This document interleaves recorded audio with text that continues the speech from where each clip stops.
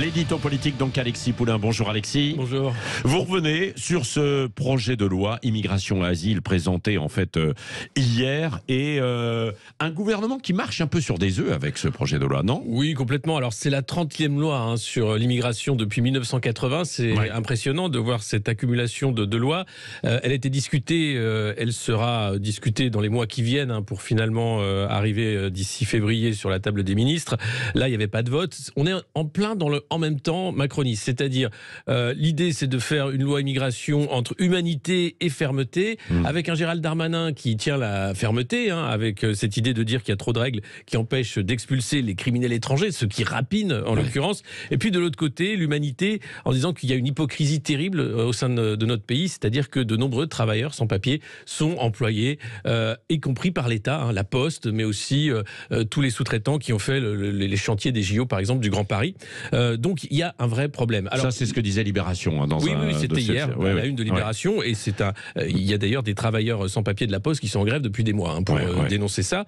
Alors ce qu'on a vu hier, c'est comme d'habitude un débat classique entre la gauche et la droite, ceux qui parlent d'appel d'air, de politique migratoire qui fait que des gens veulent venir ici, et puis d'autres qui dénoncent un accueil qui est très mal fait. Et c'est vrai que il y a au-delà de cette hypocrisie le problème de l'accueil. Comment il est fait avec des centres de rétention administrative qui n'ont que 1000 places environ, 1700 places, alors qu'il y a beaucoup de gens qui, une fois déboutés du droit d'asile, devraient aller dans ces CRA, et c'est compliqué.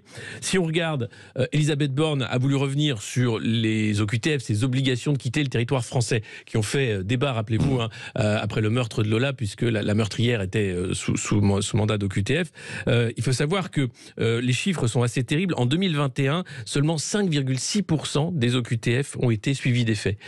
C'est rien. Alors il faut savoir que c'est 100 000 OQTF par an depuis 2018, carrément. Et on a vu un bras de fer entre les pays du Maghreb et la France, notamment sur les laissez-passer consulaires. Parce que c'est bien beau de s'agiter, de parler d'OQTF, de parler de renvoyer, d'être ferme, etc.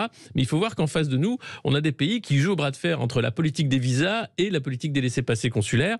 Et là, il n'y a pas de réalité. C'est de la diplomatie, c'est de la politique internationale, de la géopolitique même, qui fait qu'on est très loin du compte aujourd'hui. Et puis, il y a ensuite ces voies de recours pour les déboutés du droit d'asile. Aujourd'hui, elles sont 12. On peut faire 12 recours. Elles vont passer à 4.